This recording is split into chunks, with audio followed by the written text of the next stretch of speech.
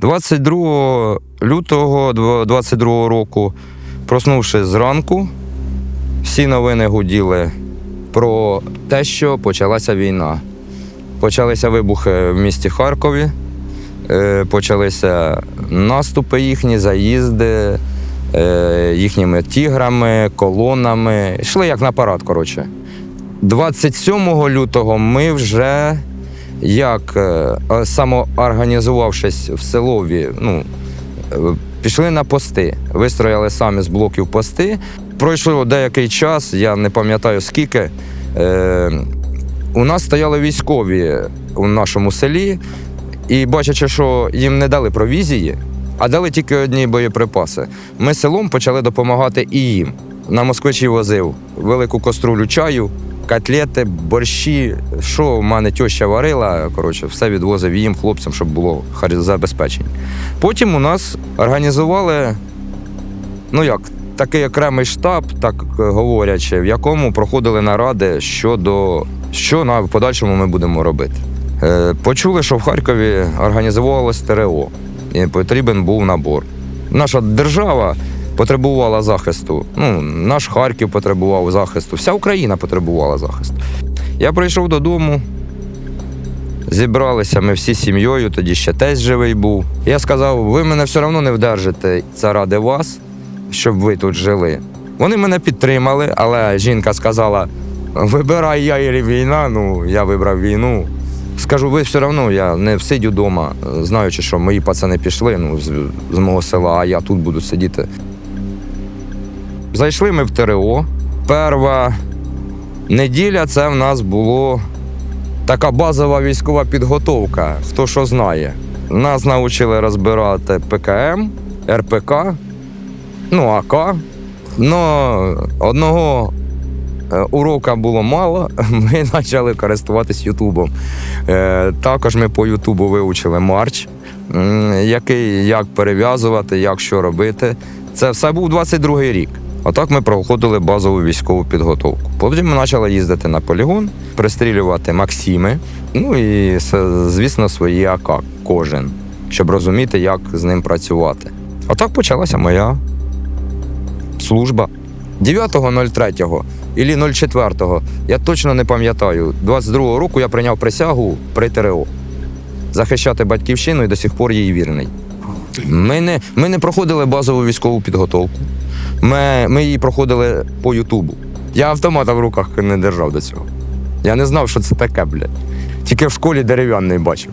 Все. Воно було інтересно, я скажу. Самий більший опит, скажу, получився в Стариці.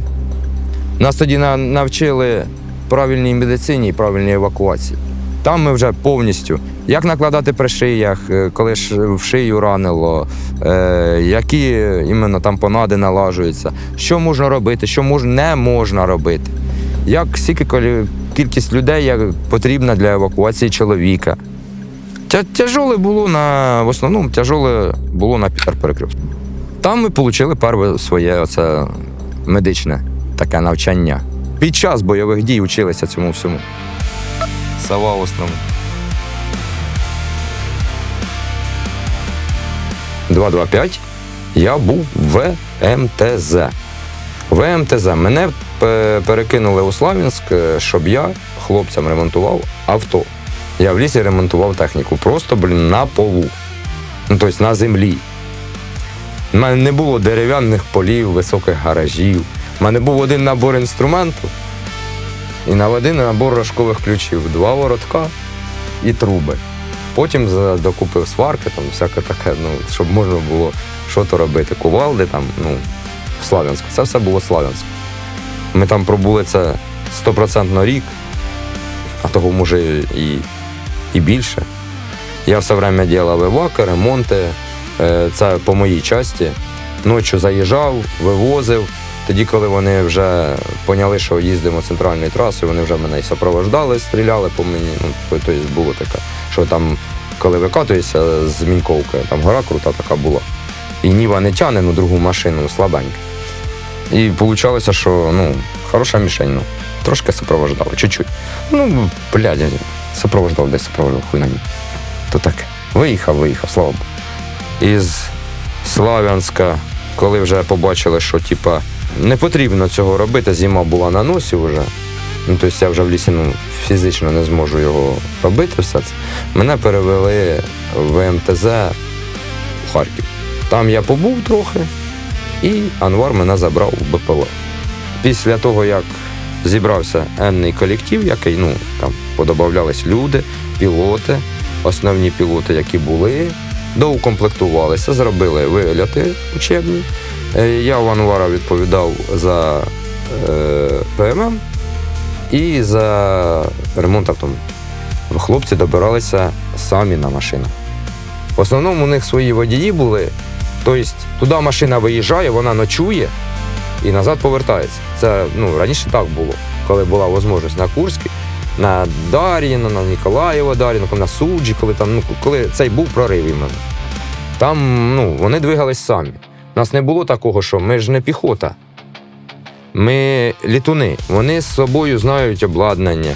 Лишня людина їм вона не нужна. То що не всі можуть туди виїхати. Кого не вистачало духу було туди поїхати. Правда, не вистачало. Там реально, страшно. Страшно, хлопцям страшно було. Що там стіснятися, чуть не встявся, не те, що чуть не встявся, що, так плотно приложили, що охуєть. Вже FPV було в повному ході. Тобто робили, у них не така, ні в нас невелика кількість, ні в них невелика кількість. Не буду там казати, що, в мене таке враження складається, що ми їх самі навчили користуватися ним. От в мене враження, вони не мали поняття, що це таке. В них просто цієї техніки дуже дохріна, в них, що таке країна, якої все робить на оборону. А ми країна, яка з нуля почала воювати. З нуля, реально з нуля. Давайте дивитися правді в очі. У нас армії не було. У нас Національна гвардія і все. Якби не добровольці, які пішли, в тому самому Херсоні, Миколаєві, в тому самому Бахмуті, Донецькі. Якби я, чесно кажучи, я коли приїхав в Слав'янськ, на саму Донеччину, давай називати так, Донецьку область, Бахмутський район, це те, що я бачив, я трошки охренів. 212 кілометрів, а я не знав, що, від мене за 212 кілометрів іде війна. От раніше, позиція, яка була, я навіть будучи гражданським лісом, громадянином України, просто що який жив у Харкові, мене це не касалося. Там хто хоче, то йде, хто не хоче, то не йде. Отак носилось. Я дивився на це все з такої позиції, хто хоче, хай воює. Є ж воєнні, вони повинні воювати. Я думав, у нас армія є. Та яка там хуя армія, блядь? Там я не розумію, хто там був. Там люди були, реально добровольці. Правий сектор, лівий сектор, куча. Котли іловайські, це ж все добровольці. Там не було регулярних наших військ. Там я глянув 212 кілометрів, я собі задаю. Йобаний рот, це виходить 212 кілометрів, це де-то, якщо навпростець, вони, хай день ходу. Вони в Харкові. І все прикольно. Да, і ми жили, блядь, і в хуй не дули, нахуй. А потім, коли почав задумуватися 212 кілометрів, сутки добратися до Харкова.